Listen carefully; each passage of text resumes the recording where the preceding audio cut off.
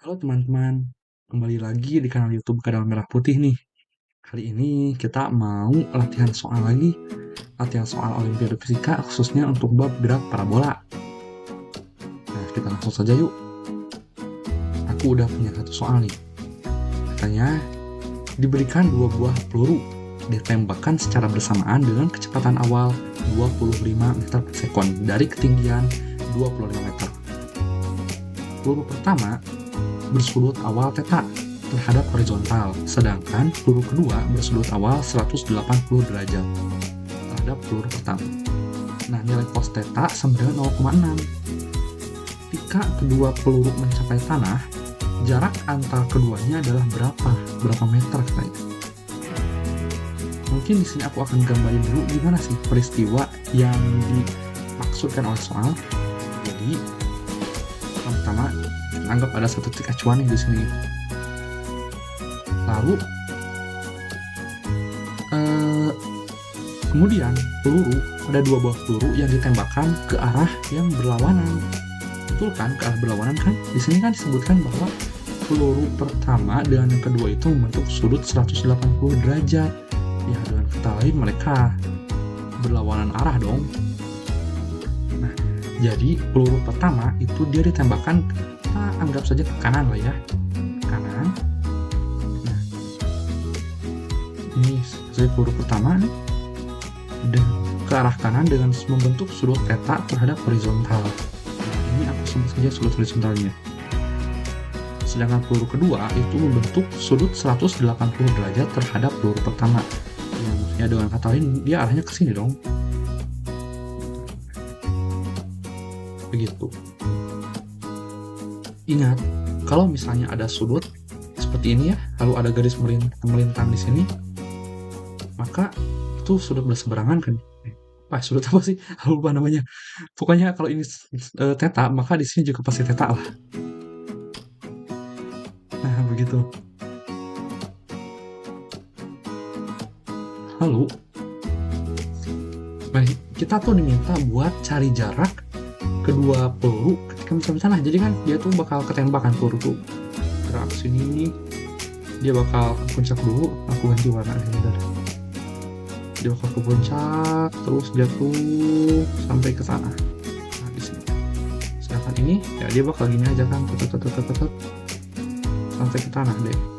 Ingat, dari sini ke sampai tanah tuh dia tingginya 25 meter. Begitu. Oke, Bang. Kita mesti ngapain nih untuk mendapatkan jarak dari sini ke sini?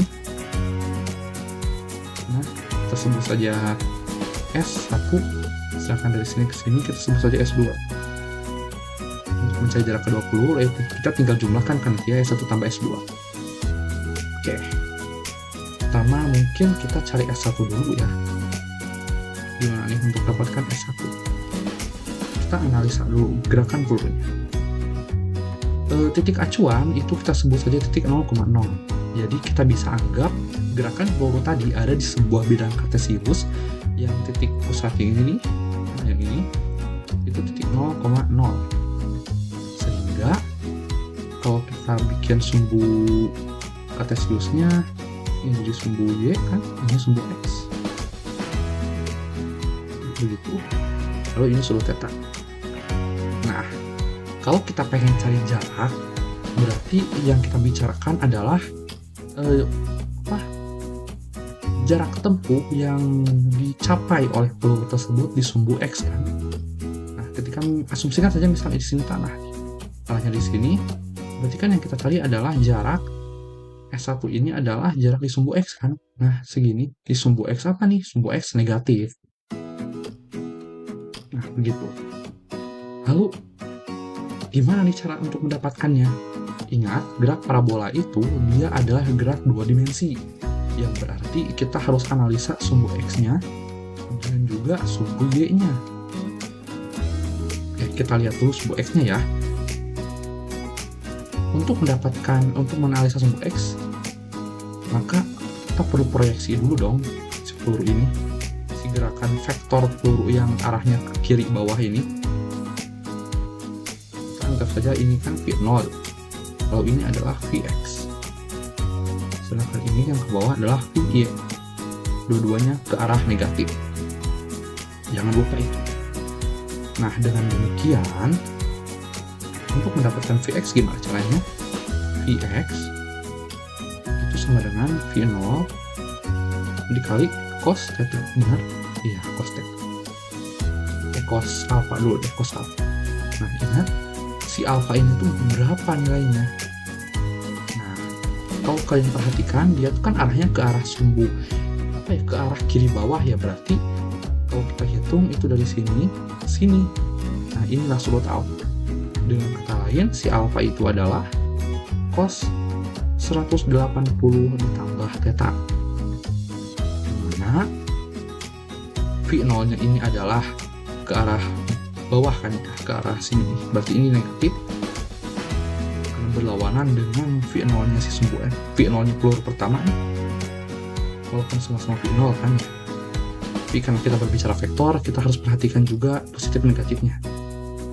Sedangkan cos 180 tambah theta, teman-teman mungkin ingat nggak sih mengenai suatu rumus Pythagoras mengenai sudut berelasi ya kalau nggak salah, yang mengatakan bahwa cos 180 ditambah theta ya sudut apapun lah kotak kan, maka itu sama dengan negatif cos kotak. Nah, jadi ini kita bisa sebut cos negatif cos theta. Ini negatif-negatif jadi positif. V0 nya 25. Cos theta-nya tadi berapa? Dikatakan soal cos theta-nya adalah 0,6 gitu. Berarti 2,25 dikali 0,6 15 meter per sekon. Wah, dapat nih Vx-nya. Lalu bagaimana dengan sumbu Y? Kita juga perlu untuk mendapatkan kecepatan di sumbu Y-nya dulu kan. Vy-nya berapa? Dimana Vy sudah jelas V0 sin kan? Sama seperti tadi, V0 negatif sin daripada 180 ditambah theta. Nah, ini gimana nih? Di sudut berelasi juga sama nih. Sin 180 ditambah kotak lah, kan itu juga sama-sama negatif sin kotak gitu. Karena kita bisa tulis ini ya, negatif kali negatif positif. P0 nya itu 25 dikali sin theta. Nah, sin theta ini berapa? Sin theta adalah 0,4 dong, 0,4 coba bentar deh. Kita lihat nih segitiganya. Kalau misalnya theta-nya di sini, lalu cos-nya itu 0,6, ingat cos samping miring 6 per 10. Theta-nya berapa? 10 ini apa sih? 5 kali 2 kan? 6 ini berapa? 3 kali 2. Berarti di sini hasilnya 8 dong. Kenapa ada 8? Itu 4 dikali 2. Ingat ada sudut istimewa kan, ada 5, 4, 2 itu tuh 5, 4, 3 tuh udah pasangan sangat terkenal lah ya. Berarti ini udah bisa dipastikan dong 0,8 begitu. Berapa nih? 0,8 kali 25. 200 kali 10, 20 ya, 20 meter per sekon. Nah, dapat. Oke bang, habis ngapain? Oke, untuk kita bisa dapat jarak, ingat gerakan di sumbu X itu apa? Gerakannya GLBB kan? GLB maksudku, GLB itu ada di sumbu X. Dengan demikian kita bisa dapati S1 itu sama dengan P X kali T. Nah, namun kita belum punya T-nya. Nah, untuk dapatkan T-nya kita harus pakai GLBB yang ada di sumbu Y. Gimana cara dapatnya nih? Kita bisa pakai satu persamaan ini. H sama dengan V0 ditambah setengah YT kuadrat. V0 kali T maksudku ya. H-nya berapa? Ya, tadi kan disebutkan soal bahwa H-nya itu 20 diameter. Nah, terus kenapa ini ditambah? karena dia gerakannya ke bawah nih, si peluru ini sedang bergerak ke sini. Ini dia ya, arahnya sama gitu, arahnya sama dengan gravitasi, yang percepatan gravitasi. Dengan begitu di sini pi ya, pi-nya berapa tadi? 20 dikali t ditambah ini udah pasti 10 bagi 2 ya 5 t kuadrat hanya 25 begitu. Wah, jadi persamaan kuadrat nih 0. 5t kuadrat tambah 20t dikurang 25 bagi 5 semua, t kuadrat tambah 4t kurang 5 berapa nih dapatnya nih? Klasik ya, ini aku gak pakai cara cepat apapun. 5 kalau misalnya belakangnya 5 tuh berarti faktor 5 tuh 5 kali 1 ya 5 kali 1 doang, berarti cuma ada 5 dan 1, berarti dikalikan harus min 5, dijumlahkan harus positif 4, berarti ini positif ini negatif dong. Hasil maka si t nya itu bisa jadi min 5 atau si t nya itu sama dengan 1. Nah, yang mana yang mungkin? Nah, ini dong, masa ada faktor negatif. Jadi tinggal kita masukin deh ke persamaan ini sana. Ini berarti S1 sama dengan Vx. Vx yang tadi berapa? 25 meter per second. Berarti T nya 1. Ya udah, berarti S1 nya adalah 25 meter. Wah, dapat nih S1 nya. Beres kita 1. Sekarang kita perlu cari S2. Seharusnya caranya tidak akan begitu jauh berbeda. Kita lihat di sumbu X nya juga, dan juga kita lihat di sumbu Y.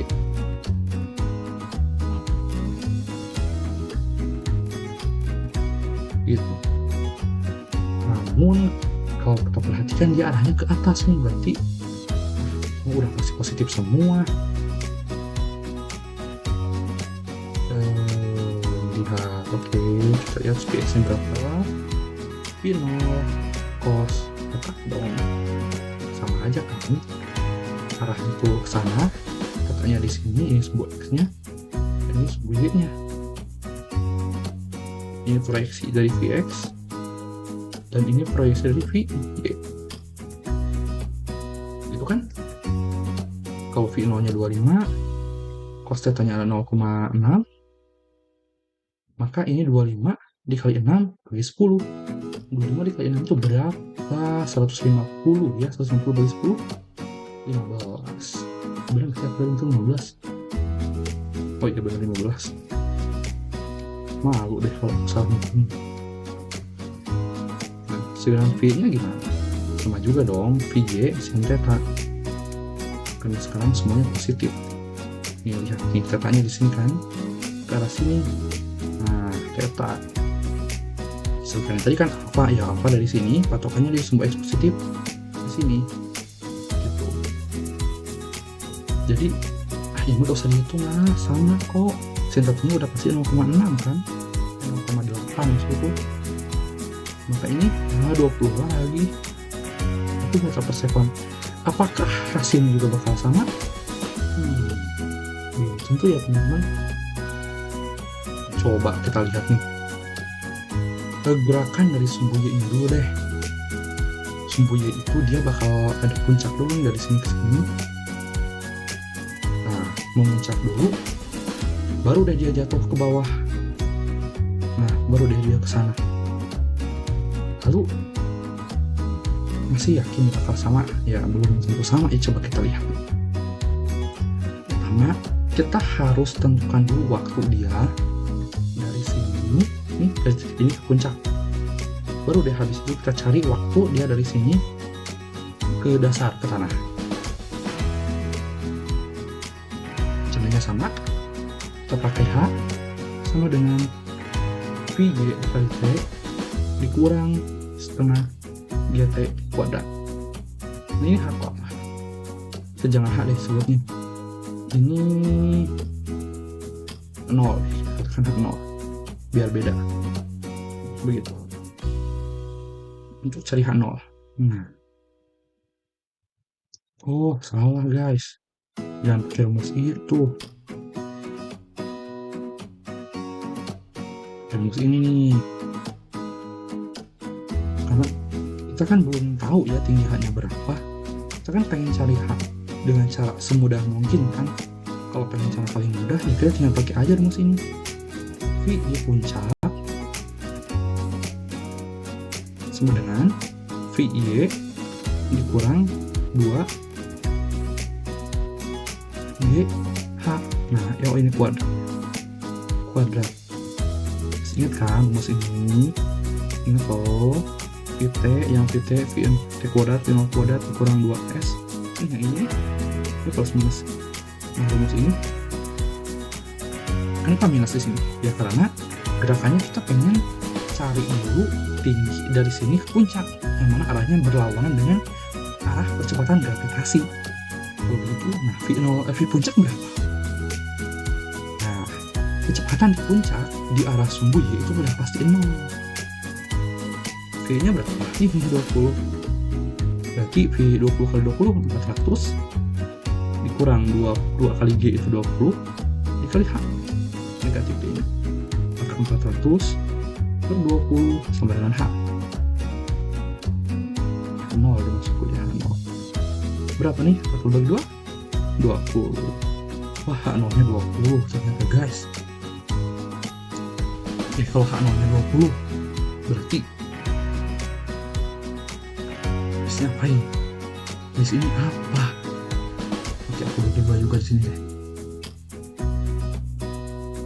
Setelah kita tahu H-nya sama dengan 20, kita bisa juga, kita tinggal cari aja nih waktu tempuh dia dari atas, dari puncak sampai ke bawah. Kalau H0 nya 20 berarti H totalnya berapa? Sebut saja H besar. H besar sama dengan H0 ditambah H, berarti 20 ditambah 25 sama dengan 45 meter. Betul kan? Ini hanya 25, ini H0 nya 20, berarti dari sini sampai ke tanah tuh 45 meter. H besar.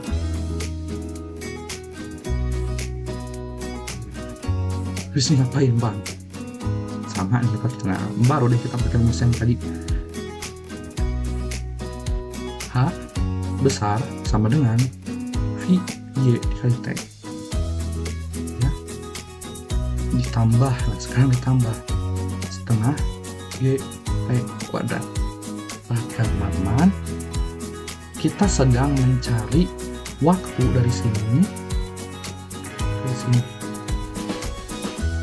Oke, dari puncak ke bawah, berarti kecepatan awal yang akan kita input ke dalam sini itu saat dia ada di puncak, maka sama dengan 0 setengah GT kuadrat, makanya 5 dikali T kuadrat sini 45, 9 sama dengan T kuadrat, KT sama dengan berapa? Plus minus 3 ya, berarti T nya sama dengan 3. Kita ambil yang 3 sekon dong, masa ada waktu lagi. Nah, waktu 3 sekon itu waktu dari sini ke sini. Oke, paham? Lalu kita belum punya nih waktu dari sini ke sini. Ya udah, caranya sama aja. Namun kali ini H yang dipakai itu H0.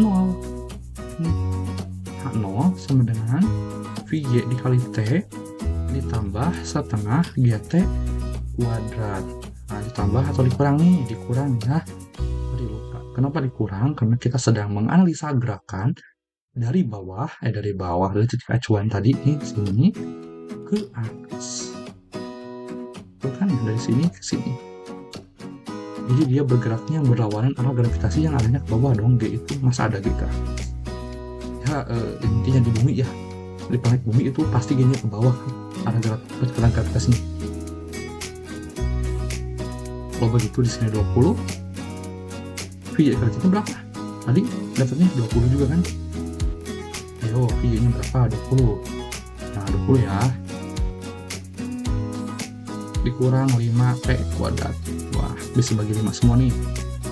4 sama dengan 4 T kurang 5 T bagi 4. Terus bagi 5 semua. Nah, T kuadrat. Wah, negatif nih. Berarti 0. Berarti ini T kuadrat kurang 4T tambah 4 sama dengan 0. Cari angka yang dikalikan untuk 4 dijumlahkan negatif 4. Berarti ini adalah min 2. Ya kan? Min 2 ke min 2, 4. Min 2 tambah min 2, min 4. Oke, benar. Berarti T-nya sama dengan 2 sekon. T 2 sekon itu adalah T dari sini sampai ke atas ini. Kayaknya aku harus pisah-pisah ini simbol-simbolnya ya. Males banget. Nah, udah deh, kita udah dapat nih. Ya udah, yang cari S2 sama dengan Px dikali T. T-nya T total, kita sekarang saja T besar nih. Yang mana T besar itu sama dengan T tambah ya. Bentar, aku konfigurasi dulu ya. Nah, disini aku udah tandai nih. Yang ini kita sebut titik A, yang ini kita sebut titik B, dan yang di dasar ini kita sebut titik C ya. Harusnya aku login di awal sih, maaf ya teman-teman. Jadi T total, T besar ini adalah T dari A ke B, yang ini dari A ke B, lalu ditambah T waktu dari B ke C. Gitu ya teman-teman. Sehingga T dari A ke B itu kita dapatnya adalah 2 sekon. Nah, ini dari A ke B, sekarang itu dari B ke C. A ke B nya 2 sekon, B ke C nya 3 sekon. Totalnya adalah 5 detik, 5 sekon. X nya tadi berapa? Dapatnya adalah 15 dikali T nya 5, 75 meter PCGG. Maka S jarak peluru itu S total ya, sebut JX, itu sama dengan 75 S1 tambah S2. S1 nya tadi berapa dapatnya? 25 meter. S2 nya 75, berarti 25 ditambah 75 sama dengan 100 meter. Wah, dapat deh, syukurlah, alhamdulillah guys, nyampe ternyata. Oke. Jadi jawabannya adalah 100 meter. Kita lihat, nah di sini ya, 100 meter. Oke, kayaknya untuk hari ini sekian. Terima kasih banyak untuk yang sudah menonton sampai akhir. Aku akan sangat menghargai jika kalian punya masukan, koreksi, atau semacamnya yang bisa kalian tulis di kolom komentar. Apabila ada pertanyaan, kalian juga boleh nih, boleh banget kirim di kolom komentar atau tanyain langsung ke aku di sosial media aku yang akan aku taruh di kolom deskripsi. Atau kalian juga punya nih request soal yang pengen aku bahas, maka kalian boleh kirim ya, baik itu di sosmedku atau di kolom komentar langsung juga boleh. Mungkin insya Allah bisa aku bahas. Sekian dariku untuk kali ini. Terima kasih banyak atas perhatiannya. Dan sebelumnya, sampai jumpa.